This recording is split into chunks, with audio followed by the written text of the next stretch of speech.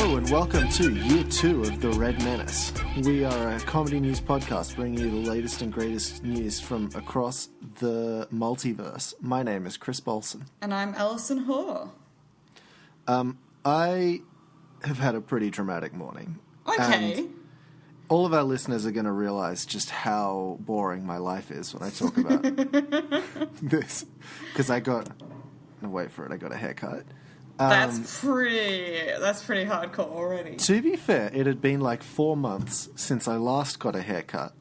And I looked very shaggy, and my beard was the same level of shaggy. So when I removed the hair, I then had this situation where my sideburns were considerably longer than the bits of hair that came down to meet them. Oh, so you had mutton chops. I did. I had mutton chops for about an hour today. And that's really good. You should have kept the mutton chops and just grown the mutton chops out. Shave the beard, shave the sides, and just get mutton chops. Keep the mutton chops. Well, when I shaved the mutton chops off, I've got to say, it was a nightmare in my bathroom. It was like a small explosion had happened on my face that just coated all of the walls with beard hair. Okay. I thought you were going to say blood, and you just cut into a main artery or something. Only a little bit of blood. Only the usual amount of blood. The normal amount of shaving blood.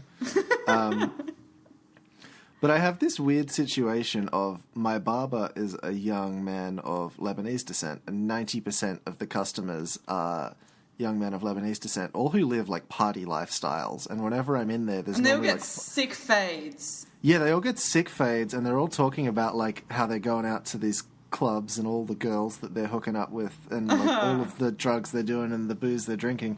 And I'm just sitting here being like, I'm getting a haircut today. This is pretty fucking dramatic for me. This is this is the peak of my day. Me, Ranger white dude. But I feel like I must lighten up his day, because I add some variety to it. When I come in and I'm like, I want you to just make my hair shorter, please. Like an old man. And he must get so excited by that blank canvas that I present him with. He just he puts away his fading shears or whatever they use to make a fade. He pulls out scissors and he's like, it's been so long and he just since I've used these. He just breathes like a peaceful sigh of relief as he puts away his fading gloves. I don't know. I'm also one of those people that in a haircut situation, I'm very much not talkative because I'm very socially awkward. So I think he also gets a level of peace and quiet that he doesn't usually get when I am the one being haircut. And it was weird because when everyone else in the shop was having their haircut, everyone was just chatting. When my hair was being cut, it was dead silent in the whole shop the entire time, and I felt so powerful. Well, sometimes when I go to the hairdresser, I do like to have a chat, but I kind of the topics that they want to chat about are quite boring because they're not going to get into politics in the hair salon. It's just not a topic that comes up. Is that the one thing you like talking about, is politics? No, it's not the one thing I like talking about, but kind of every interesting conversation kind of starts edging towards that way. And then as soon as it slowly starts edging towards that way, the conversation ends. That's fair. I mean, that's how all of my conversations at work go. It starts off you went on holidays. Oh, where did you go to? And then we chat a little bit about the destination. And then the conversation just ends because you can't get into a more meaningful discussion. It just kind of goes to and did you enjoy the accommodation? Mm-hmm. Yeah, okay, I dozed off a little bit there. I get what you mean.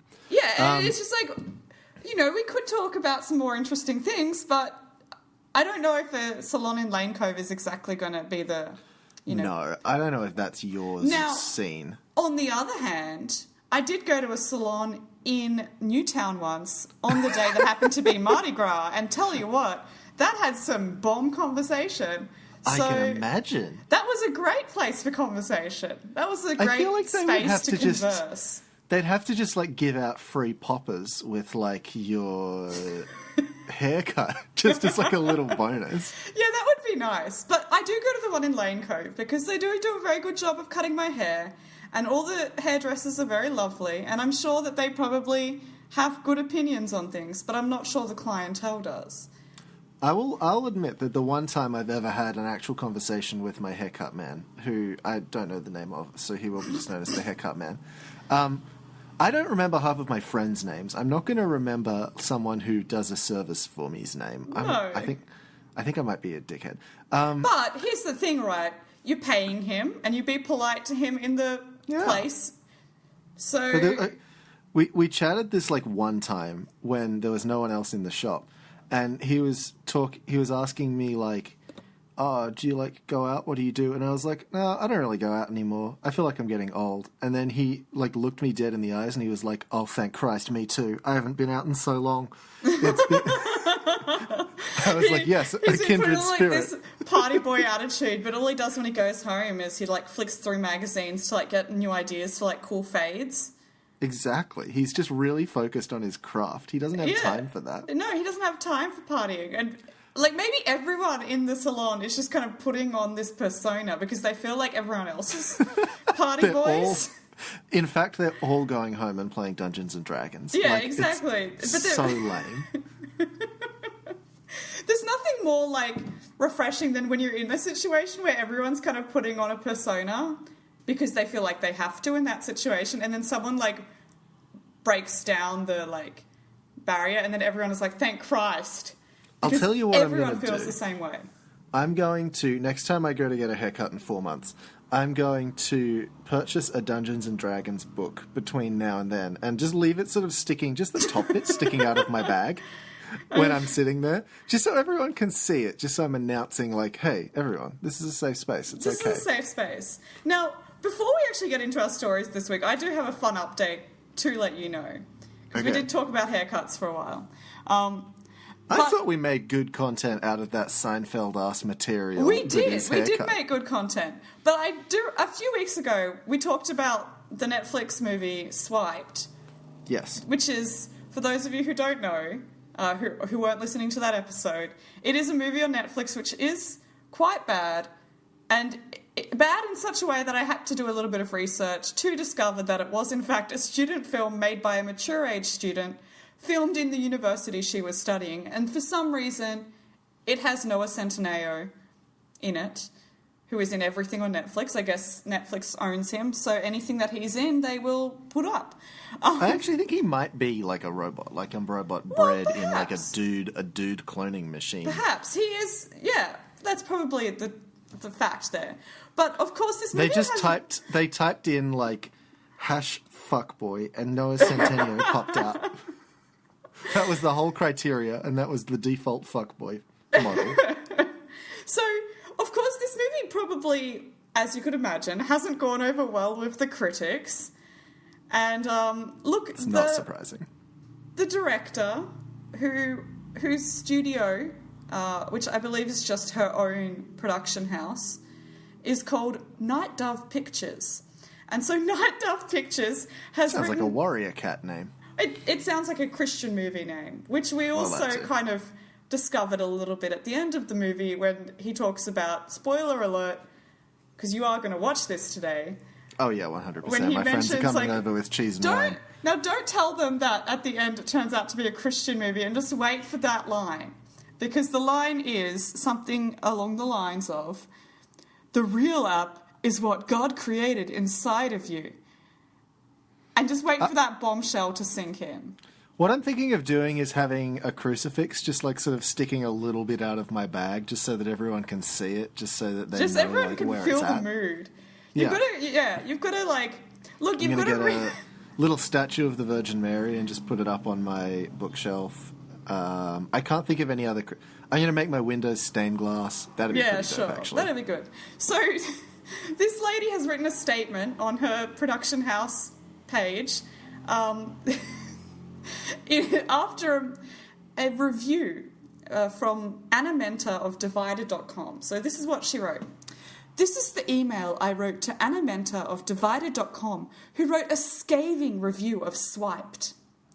Dear Anna, I read your scathing and witless review of my film Swiped today. If you hold yourself out as a writer, then you should understand the meaning of the word satire. Apparently you do not, so I am providing it here for you." And then she just copies and pastes the definition of satire. Swiped is a satire of the hookup app culture and the way in which it degrades women.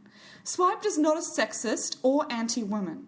To the contrary, Swiped takes a long overdue stand that women do not overall enjoy or benefit from the hookup culture.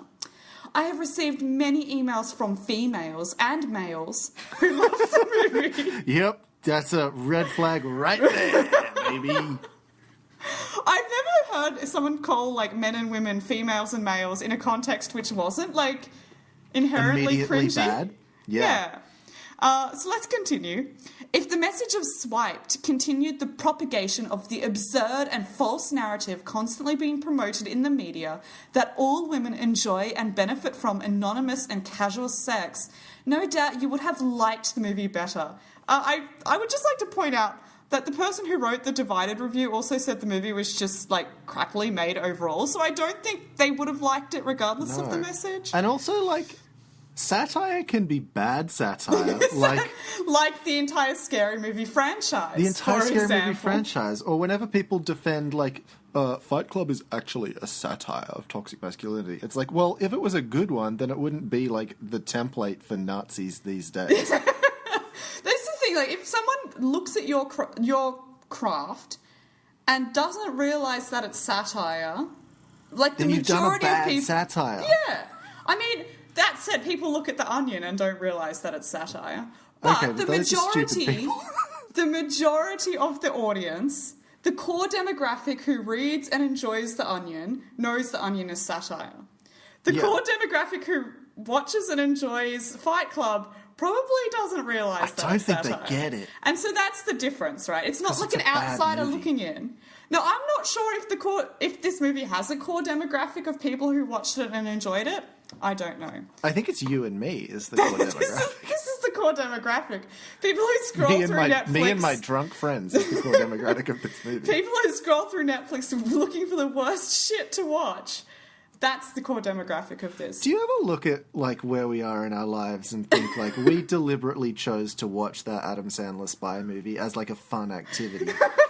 Like, We went out of our way to watch the Cobbler on, like, What a happens- hangout session. What happens to us that that's Look, I what we think- want to do with our time? I think ultimately all I'm doing is I'm fighting back against my teenage self who is too much of a pretentious wanker to watch bad content, you know. That's true. But the content I watched was probably bad, but I liked to see myself as like a connoisseur of the arts. But now I'm here like watching The Block and finding the worst content to watch on Netflix, and I feel good and I feel more satisfied with my life. When I was a teenager, I liked Fight Club, and now I like The Cobbler. So, like, I think that's a good transformation. So I'm going to read the end of this one, and then I'm going to jump into some of the comments, because they're great. So let's continue. Okay. I had the guts to make a movie that opposes the culture that has normalised women posting themselves, and sometimes their body parts, on public forums in order to meet people. As if they are used sofas being held out for sale on Craigslist. I'm sorry, she just said she wasn't anti-woman and then she wrote... Yeah, or like she you compared could women say, to used sofas on Craigslist. or like a fucking Armani suit at like a store or something that's like much nicer than a used sofa on Craigslist. It's just instantly You get a to little bit... choose the metaphor that you use. Yeah, look, it's just not ideal. So then she finishes like this. The talented actors and actresses who appear in the film had the boldness to take on the roles in the film. Particular credit goes to Noah, as he plays a morally compromised individual who needs best and friend gets redemption. He actually is a super nice person and a wonderful actor, so it took some gumption on his part to she's play not gonna say Lance, he's a dick. and he deserves praise, not vilification. So I like the fact that she has to, like, praise this actor for playing a character, as if that's, like, not something that all actors do in their day-to-day life. This person... The problem is that what this person has just done is given the writer from Divider or whatever it was, like, a writerly orgasm of joy because they've achieved... Yeah. If you But, are like- a movie critic, this is exactly the response you want from When the I was- production house.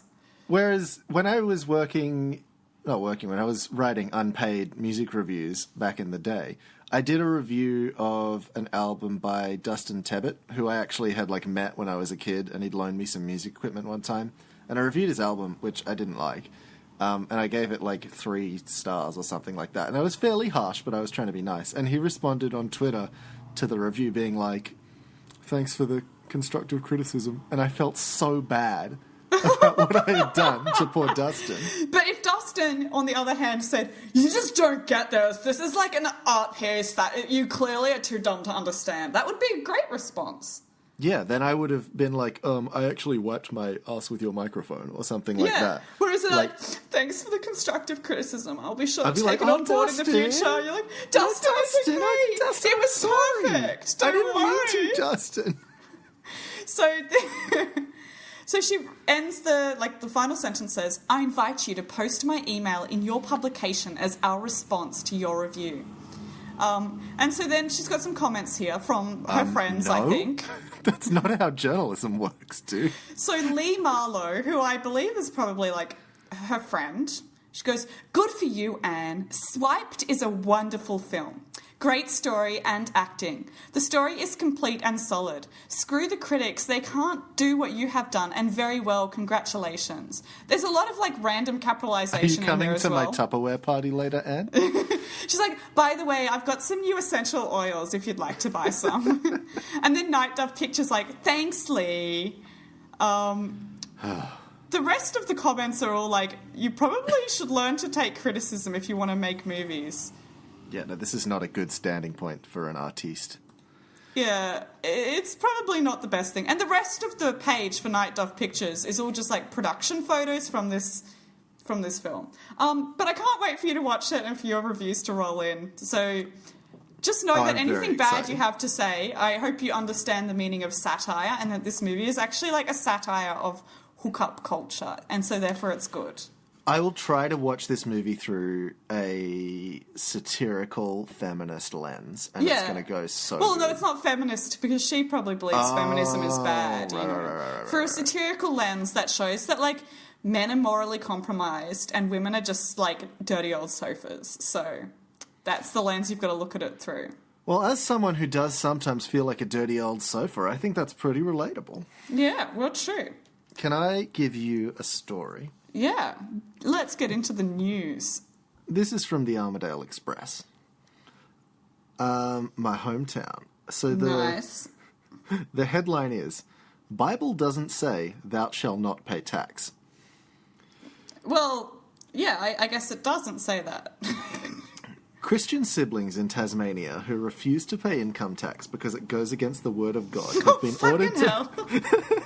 been ordered to hand over more than 2.3 million to the Australian Tax Office.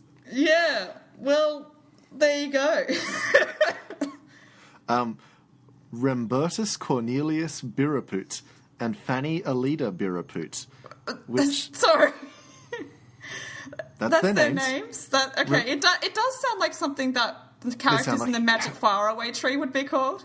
I was just thinking they sound like tertiary Harry Potter characters. It's quite an overlapping genre of name, I think. Rembertus Cornelius Biraput and Fanny Alida Biraput faced Hobart's Supreme Court this week, owing almost $930,000 in income tax and other accrued charges. How is it possible to owe that much tax? Mr. Biraput told the court taxation is a form of ownership which doesn't rest with the Commonwealth of Australia. Ownership is vested in Almighty God, and it's Him we serve. The Commonwealth of Australia has not been granted the power of ownership because it is vested in Almighty God. Okay. Associate Justice Stephen Holt asked the Biraputs to find a piece of scripture stating that they don't have to pay tax. If you can't find me a passage that says, "Thou shalt not pay tax," then you see, I have difficulty finding a starting point. I mean, he's got a...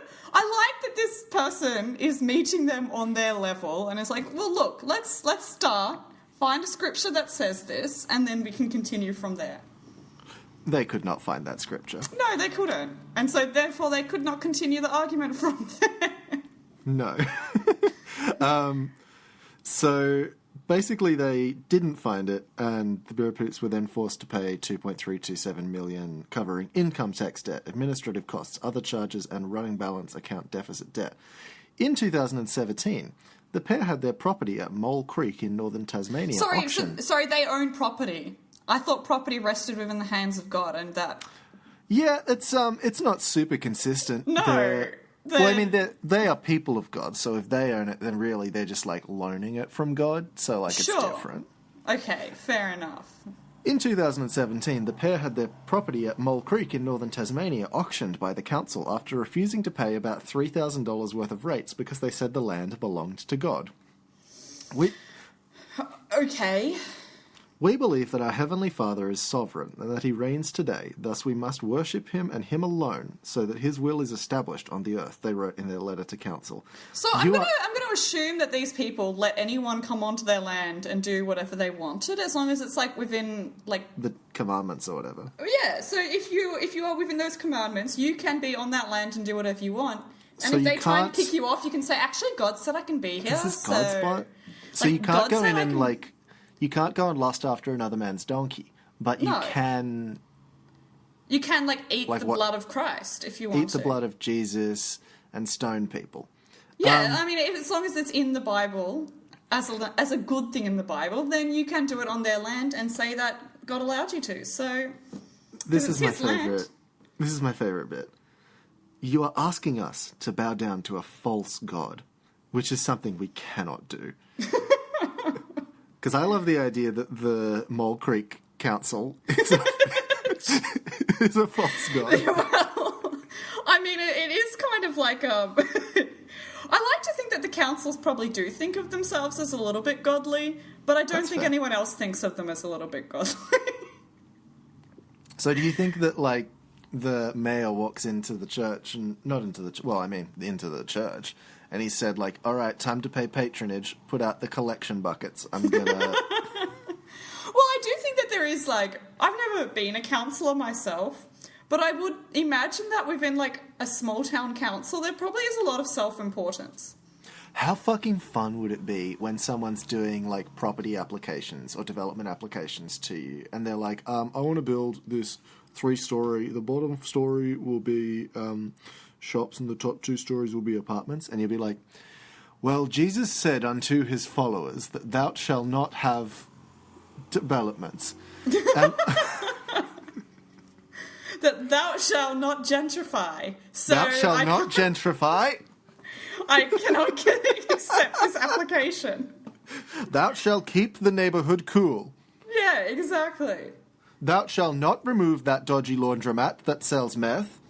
Thou shalt keep the city weird, so... That is where my nephew gets his meth, and thou shalt not infringe upon his God-given rights. I mean, you could do that, I suppose. The house was sold to a mystery buyer for $120,000, which is a fucking steal. That is a good price. Yeah. The Birapoots had earlier refused to pay rates at their Melita Honey Farm cafe and shop in nearby Chudley, which is a great name for a place. Chudley also sounds like a low-level Harry Potter character. It does. Well, I mean, like, that's Dudley. Chudley is friends. Chudley is friends with, like, Draco Malfoy, you know? I think it's like Dudley's Crabbe Goyle and Chudley. I think Chudley is Dudley's younger brother, so when they finally have another bub... It's Chudley does. But they were bailed out by an anonymous donor, who I can only assume is God himself, or herself. Yeah, I would guess so. And that is all of that story. Do you have one for me, Alison? Yeah. Okay. Shall we fly over to the United States? Hell yeah, let's do it. So this is from Kansas, and I'm reading the 10 Daily. And it says, woman fires gun inside Macca's because her chips were cold. And this is by Emma Brancatasano. No one died, so it's funny. Good. We're allowed to laugh. Okay, cool. No one died. A woman who reportedly fired a gunshot inside a McDonald's kitchen had a reason for her crime. cold fries. The woman left the Garden City outlet in Kansas with her order of fries on Monday, only to return to complain that her food was cold, the store owner told WTOC. The owner claimed that as the manager went into the restaurant's kitchen to collect new fries, the woman followed him and fired a shot in the floor. That's a warning shot, motherfucker. Make sure the fries are hot next time. It's like he goes to get the new fries, and this woman has to, like... And he turns around, and she's just pointing a gun at him, being like, yeah, that's right. You cook those fries, dirty boy. You make those fries hot. What the fuck is wrong? Oh, yeah, put the good salt on them, or there's another one a little bit closer to you. Exactly. I don't want those soggy chips. I want them crispy, fresh from the fryer. I want my chips to be as hard as bullets. Police arrived later to find the woman had already left. They soon tracked her down to her car and arrested her. According to local media reports, the police arrested a 27-year-old woman on Monday afternoon for several driving offences. She's also been held on charges of armed robbery, aggravated assault, and possession of a firearm. Do we think that... Aren't you allowed to possess a firearm in the US? Anyway, aren't they... Maybe she was trying to heat up the chips, because I imagine firing a gun creates a considerable amount of heat. Oh, well, I would guess so. I've never been near a gun that's fired. I mean, I have been near a gun that's fired, but only one time, and it was like a decade ago. So, like, I don't... Can you remember how much temperature was let off from that gun? I was in Armidale, so it was very cold. And it did, like, I wouldn't... Actually, I do remember that the gun itself was not hot, but, like, the shell casings that came out were hot.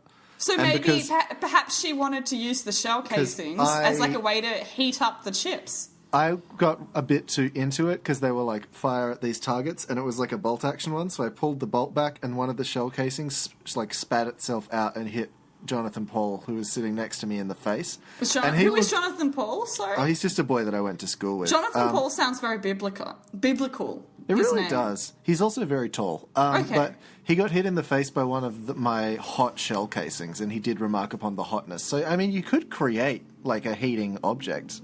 Yeah, well, perhaps she just wanted to then mix the shell casings in with the fries to ensure that they stay warm.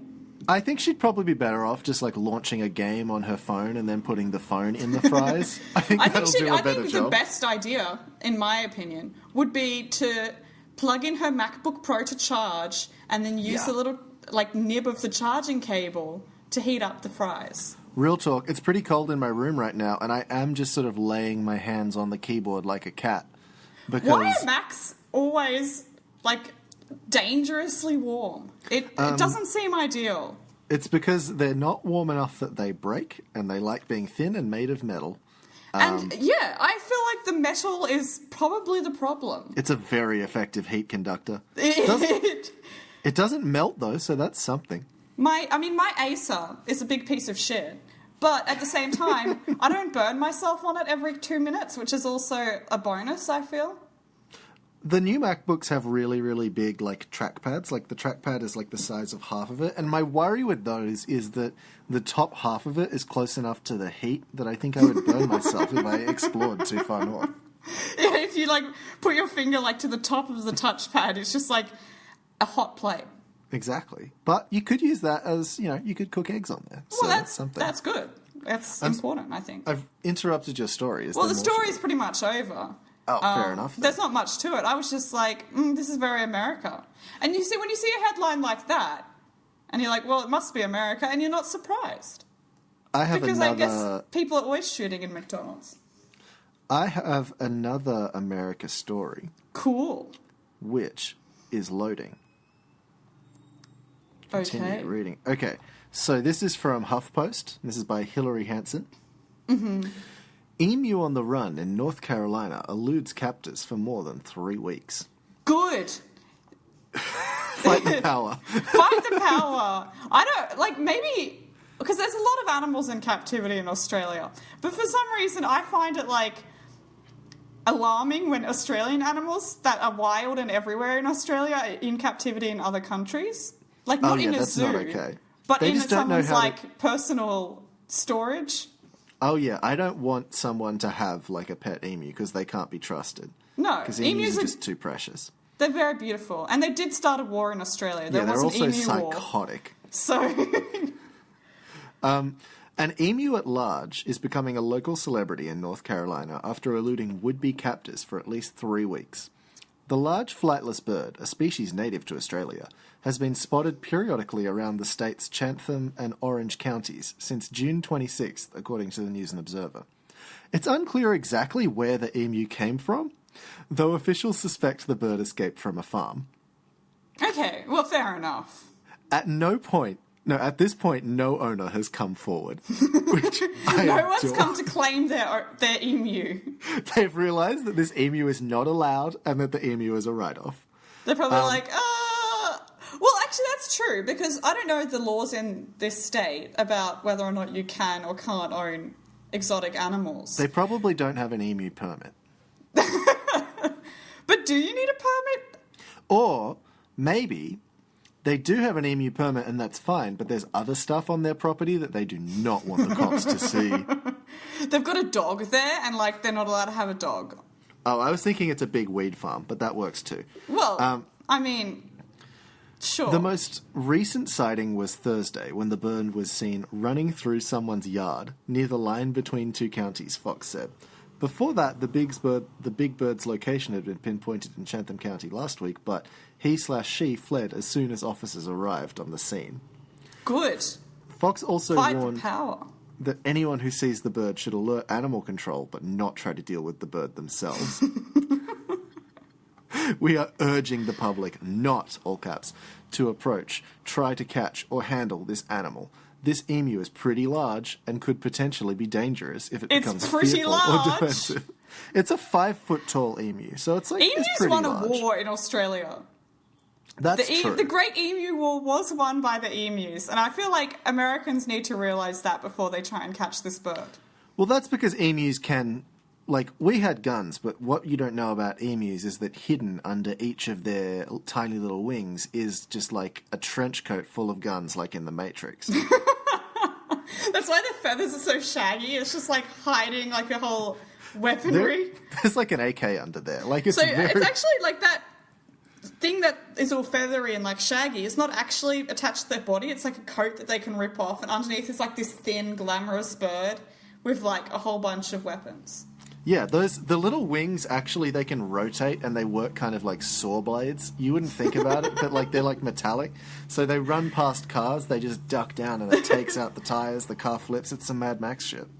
Well, I kind of have the theory myself that I'm going to posit to you. That this is a viral marketing campaign for, tourism in Canberra. Because they're giving people a taste of what it could be like to go to Canberra to see emus just running everywhere. Okay. I suppose next what they're going to see is they're going to see Australian politicians. They're going to see Bob Katter, walking down the street talking. And they're going to be like, shit, I want to go to Canberra. See, Bob Katter's not usually in Canberra, so I can understand and appreciate that. Any way to get away from where Bob Katter is worth it. At any one point in time, you should try where to be Bob Katter isn't is the place that you want to be. Any other place on Earth besides wherever Bob Katter is, great travel destination. Sure. But I'm just very taken by this idea that the emu, it's not out in the wild, it's in the burbs. It's close to the police, but it's still managing to evade. It's a pretty big bird. Yeah, they're not subtle. They're not hard to see. They're not elusive things. They also let out ungodly screams. So I don't understand how the police of this county are so incredibly incompetent that they can't... I suppose they don't want to injure the emu, so they're not going to shoot the emu. Maybe there's an inside man, though. Oh, that's true. Perhaps the emu is working with the cops. The emu's got someone who's just, tipping him off anytime he's get word of the all right, location. we're on our way towards George Street, so make sure you're out of the location by the time we arrive. Well, that's what... A lot of people don't know this about emus, but the emu... You know that little, ball-sacky looking thing that's the skin on their head?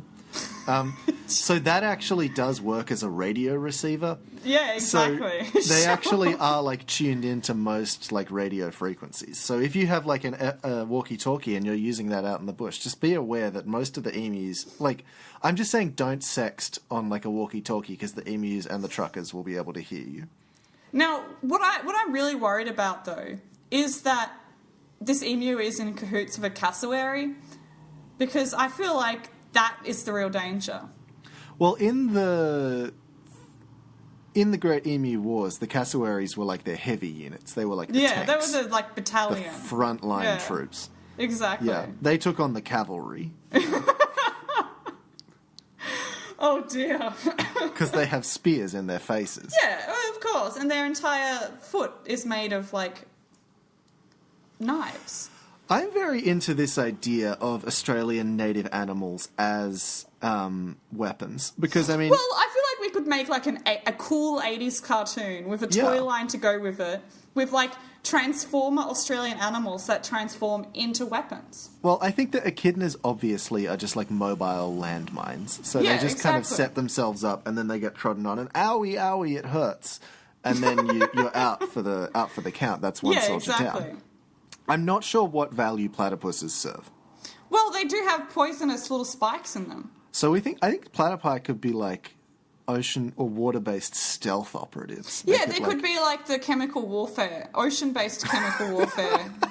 You just have to get one platypus inside the enemy base and then they are fucked. Yeah, like, exactly. The platypus will go up to their leader, just prick him right in the middle of the night, be out, you'll never know they were there. Exactly, because they can go on land as well as in the ocean. So they're like stealth operating to the place where the leader is located. Hopefully it's on the water side. We know that leaders like to be on the water side. Totally. And then the platypus just crawls out and he throws off like his wetsuit and puts on like a business suit and like walks into the party that they're having, grabs it. The platypus unzips the figure-hugging wetsuit, unzips it past its like comical platypus cleavage, and then puts on like a fancy glittery red dress and just sort of saunters into this. It saunters into the ball and grabs like a martini. The platypus, instead of like reaching down to like a gun above, like under its dress, it just like reaches down to its foot because it's got a poisonous and it's fine spike because sticking the leader is having like. The leader's dancing, and the leader notices this platypus across the room, and she like sultrily walks across to the leader and like start dancing. But as they're dancing, she pricks the leader. The leader, who has a thick Australian accent, says, "What brings you to a place like this?" And the platypus goes, because I can only imagine that's the sound platypuses make. No, I think we have to like remind everyone listening that platypus are very small. Extremely so small. If the platypus was standing up on its back feet, it probably would be up to his shins or something. So, but he is into it because he's nasty that way. Yeah, he is. He does like this very small platypus. I think kangaroos would be a fairly effective anti-air unit. So, like, if you got two of them on a trampoline, they could double bounce really, really high. And they could take out planes just as, like, a mobile projectile, like in Game of Thrones. So it is like the kangaroos are often not okay when they get back to the ground. Yeah. But, like, we have a lot of kangaroos in this country, so we can probably afford to lose a few. I know it sounds cold, but, like, it's a very effective tactic. And the lady kangaroos do have a very effective storage unit built into their body that they can use to, like, stockhold things. So the ladies are like the reconnaisseurs. I feel like they'd make very good medics as well. So yeah, they could, exactly. Like, they like hop in with like their medical supplies. They've just got like their pouch stuffed full of EpiPens and bandages. And like actually like some pliers to like take the bullets out of the other animals who've been attacked in the battle. Kookaburras... Like, I'm not a fan of like the whole trope of like women being nurses in the battle. That's but fair. I feel like in this case... Well, based on every boy kangaroo I've ever met ever, they're extremely aggressive and violent. So I do think that they would make bad medics. And I do think that they don't have a built-in carry bag for the supplies. No, that's very true. That's why we're going for the women here, because they have the built-in supply pouch. Flying possums are the bombers, obviously. Yeah, and they wear like scarves and goggles and have little like fingerless gloves on that they like. Tiny, adorable little fingerless gloves. That's so good. Kookaburras originally were going to be like the recon units, but the problem was that they compulsively laughed, and they would always set off the enemies, and then they would walk straight into a trap, and all of the cassowaries died. And it was really tragic. What about possums? Possums, I think possums would actually be very good recon units because they could just like sneak through little holes in fences. And they do like going into people's houses and finding food. I think that's their one flaw though, is that they are very food focused, and so when they get into the place, there's like the diamonds that they're supposed to be collecting because the evil people stole the diamonds. And there's also like some nice like fruits there. And so the leader is on the radio saying, "Hey, don't look at the fruits. Come on. You're stronger than this." The problem was that one time there was a boy possum and a girl possum who were sort of stationed together, and they were like a recon duo. And they caught feelings for each other, and they were stationed like inside the enemy camp, and they were there undetected for months. But one time they let their feelings get to them, and they couldn't resist each other any longer. And the ungodly sounds that their lovemaking made set off such a cascade of horrible violence. Now, koalas, I feel, are the sleeper cell units. I think koala. Yeah, okay, I can see that. Their full power hasn't been displayed yet because it hasn't been necessary for it. So they're there in the trees, sleeping 20 hours a day. They're like aerial mines. Well, maybe drop bears are not a myth. They're not something made up. No. The people remember the past when the They remember in the Emu Wars what the koalas did. They remember exactly what the koalas were capable of. But because they've been like, they're a sleeper cell, right? So they haven't been activated in a long time. People don't know exactly what they're capable of anymore. So when people tell tales of what they're capable of, people believe it's like a fun joke. I think that people maybe have exaggerated. Like, they've talked about, like, oh my god, they have sharp teeth and sharp claws. And, like, we know that's not true. But what it is, though, is it's a very large, round object that falls from a great height and lands on you at considerable speed, like a big fuzzy coconut. And it does it's also probably infected with chlamydia statistically in the koala population. Even if they don't headshot you and kill you, like, they will infect you with the chlamydia. So, like, it is a very effective form of chemical warfare as well. Exactly. It's just... Wombats are basically just big roadblocks. They just set themselves up in the middle of roads and they just stop cars, and the cars just get destroyed. They just stand there. They just, hang out in the middle of the road. They don't even have to do anything. They can just chill. And because wombats do square poo. Yeah. And so they can use that poo to construct things as well. They can construct a part of the roadblock. Okay, so you're suggesting that the wombats are like a real-life version of Minecraft, where they are building these elaborate constructions, and one of them built an actual working computer out of its own poo, and it was very large. Yeah, sure. Is there any other animals we've done this with for so long? I don't know. Well, there's snakes and all the kind of other dangerous animals, but I think it's only the marsupials who are involved in this. The marsupials and birds. So it's like mammals and birds, basically. It's like, okay, exactly. I'm into that. Yeah, like the reptiles and fish, they've kind of got their own thing going on. They don't really want to be involved in this, Oh, dingoes. Dingoes. They're just war dogs. That's easy. They're just thing. Dogs. They're just... Actually, in this universe, the dingoes aren't sentient. They're just like dogs. They are just dogs. The other animals have All them the other animals are very smart, but dingoes are dog intelligent. So they're like as intelligent as like a golden retriever. There are some kangaroos whose jobs it is to be like the dingo trainer. And their personalities is basically Chris Pratt from the Jurassic World movies. They're real like jackasses, but they're so good at dingo training that you just kind of have to let them be. Yeah, exactly. So if anyone's listening to this and they want to commission this 80s cartoon, I feel like there's a lot of toy lines that will easily come with it, so please do that. Yeah, and also because we've spent a solid 25 minutes talking about it, and we need to make some money off of it, please. We need to to move on to like a new story, perhaps? Let's do one more story because we have spent most of the episode talking about it. Do you have any more? Well, let's talk about this one. This is kind of like the big news at the moment is about some little plastic shit that you can get for free at Woolworths. So, as you probably are well aware, if you've been following the news cycle, there is a thing called... It keeps crashing my attempts to buy food at Woolworths. At Woolworths.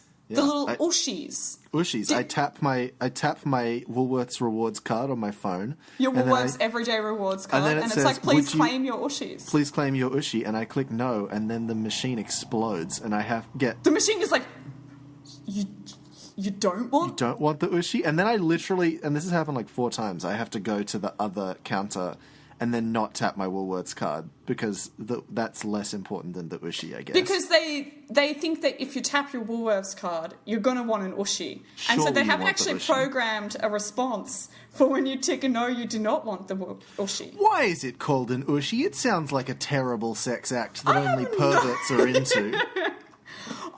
Before this came out, I had no idea what the fucking Ooshie was. And probably a lot of people are listening to this and not knowing what the fucking Ooshie is. So, for context, an Ooshie is a little piece of plastic that you put on the end of your pencil. It's also a bodily fluid that comes out of somewhere that will not be named. Like, it's... So, when I was a youngin', Ooshies were called pencil toppers, which I felt is more an apt name, which isn't... Then Ooshie, yeah, anything's a more apt name than anything's Ooshie. a more apt name than Ooshie. But the people have gone crazy for Woolworths Lion King Ooshies. Maybe it should be pronounced Ooshie. Ooshie. Ooshie. Ooshies. There's one of the guys on Terrace House's name. Oh, that's Ooshie. That's different. Perhaps it's like the Japanese pronunciation. So it's not like, it's got O-O, so it's like Ooshies. Oshashi. That's more palatable than Ooshie is the problem. Because I can't stress enough is more palatable how than much Ooshie sounds like a secreted fluid. It doesn't sound great. It's very gross. It sounds kind of like a slang word that a child would use for their excretion. Like, Mommy, I did an Ooshie. I went Ooshie. It does, and that's not ideal. But Ooshies, for some reason, have gone... Yeah, absolutely girl, crazy I'm gonna here. Ooshie so hard right now. So I've got an article from kidspot.com.au by Madeline Cox, and it's how much the Woolworths Lion King... It's an unfortunate name for the context. Well, Chris, I don't think I have any right to be commenting on other people's unfortunate names. That is true. You wouldn't write an article about Ooshies, though, because you would just know that, like, it's not for you. That it's not appropriate. You're not the appropriate person for that job. That maybe there's a person who is more, like, in line with this article that can write about it. So, this is what Madeline has to say about Ooshies. She said, "It might be a good idea to call the school and get your son's sparkly blue Mufasa back, is all we're saying. You wouldn't have thought a 24-piece limited edition collection of tiny plastic lions that would be the thing that makes us lose our collective shit. For the kids, this needs a comma here, anyway. For the kids, the attraction of Woolworths Lion King Ooshies is obvious. But as Faye, one of KidSpot's very own team members, hypothesised, the madness is actually being driven by their parents. Why, may you ask? The answer is, of course, is cash.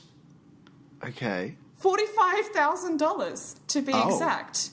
Which is the amount that a rare orange Simba was listed on eBay for just last week. Holy shit.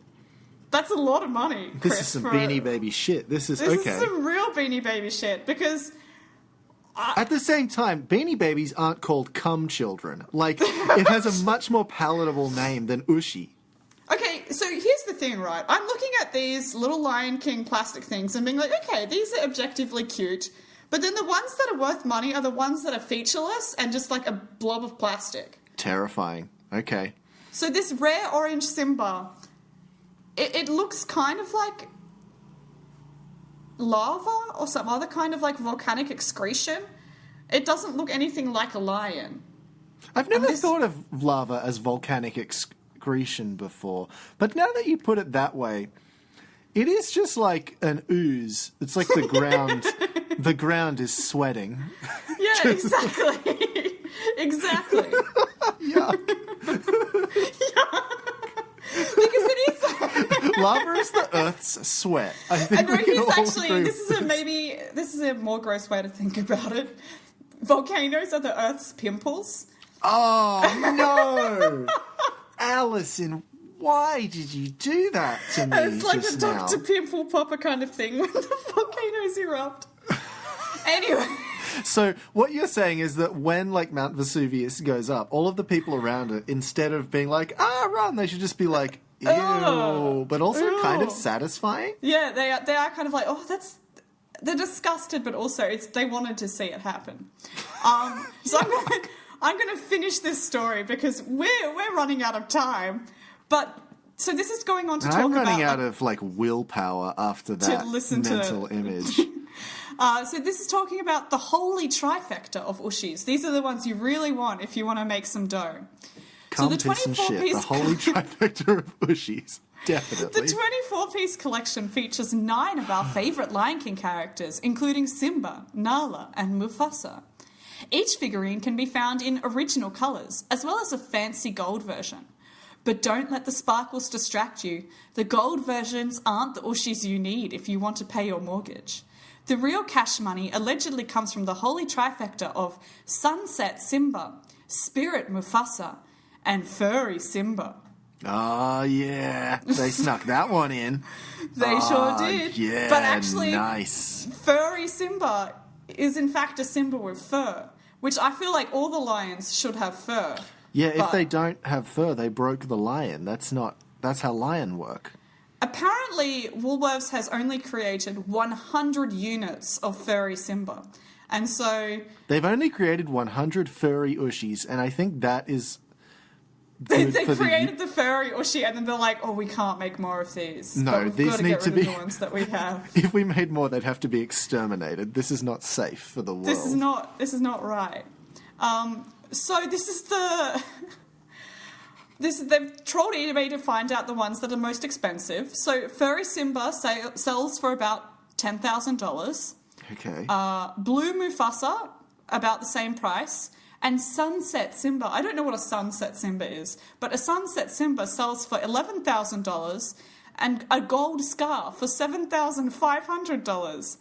Who is buying this stuff? Why have I been pressing the no button when they ask me if I want an Ooshie? I've always interpreted it as a proposition, but now that I know I can make money out of it, I'm going to start saying, yes, I would love an Ooshie, please. Yeah. Damn it, this advertising bullshit's working. Fuck. But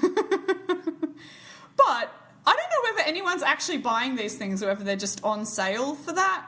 Oh, okay. So it's actually like a Gumtree situation where I'm like, I would like to sell my iPad for $800, and someone says, how does $150 sound? And then I go, well, that's as good as I'm going to get. Well, that's the best offer I'm going to get. I don't know, because also apparently people are selling the complete collection for about $92. Of all the Ooshie? For every single Ooshie inside the collectible Woolworths special edition collectible case. 24 Ooshies for $92. I can't not think of it as a gross thing is the problem. I can't say the word and not think... The problem is that if you add the letter G to the start, it becomes goosh. And that's like, it's that, you know? Sure. It's not ideal. No, it's too gooshy. So, anyway... Apparently, this is a thing now, and apparently a lot of people have been working out, like, Woolworths hacks to try and get the most Ooshies for your money. But here's the thing, right? All of these people... This is marketing working very well for Woolworths, because all of these people are buying up, like, 10 units of Cold Power laundry detergent and 5 units of Arnott's Farm snack bars and 5 units of dental hand wash to get, like, these Ooshies. So they're essentially doing, like, a much worse value for money Costco. Because it doesn't cost Woolworths $45,000 to make a hairy Simba Ooshie. It costs them about 12 cents. So, like, shit, this is maybe the best marketing scheme I've ever heard. Yeah, exactly. So you've got people that don't own cats buying 5 units of Purina One cat food pouches to get an Ooshie for better value. So we've gamified shopping, which is terrifying. Gamified shopping, exactly. We've turned shopping into Ooshie gambling. That's terrifying. Exactly. And so these hacks are essentially just like buy a whole bunch of crap you don't need so you can get a little plastic thing for the end of your pencil that your kid will probably chew to pieces anyway. This is not what they meant when they said there is no ethical consumption under capitalism, but I think it applies. Like, I think this is capitalism in action. if I go to Woolworths, I'm supporting gambling, and there's no way to not do it. Yeah, look, it's... I don't want to give my money to Ooshie. If you go to Coles, you're supporting the Coles Little Shop, which is equally crazy. I'll say this about Coles. They didn't name their thing Ooshie, and that is an immediate point in their favour. I don't know if Woolworths named it that or if it was a product that existed before Woolworths, that Woolworths has just created a limited edition line of. Because I believe that there's all sorts of Ooshies that exist, like Ooshies Marvel Collection and other such things which are not from Woolworths. I don't want to get Iron Man's Ooshie. That's not what I'm into. No. Hey, did you know that Googling Ooshie is also a luxury resort wear for women? It's the leading brand in luxury resort wear for women. This is all profoundly upsetting to me. Yeah, let's leave it there, shall we? Can we finish, please? We can finish. I'm so done. We can end this. Thank you, everybody, for listening. Thank you for listening to us for the past year or so. If you haven't been listening to us for the whole year, then just, go back and re-download all of the old episodes. Just be like, just see if you could do that. That'd be really cool. Yeah. Whoever's been cyberstalking me, if you're a fan and you're doing it to be funny, please stop. It is no longer funny. It's now quite disconcerting. If you are doing it to fuck with me, good job, I guess.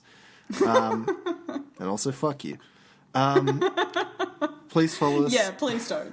Please follow us on Twitter or Instagram at Red Menacecast or on Facebook at The Red Menace Podcast. You can buy our sick merch at tpublic.com. Just search The Red Menace Podcast.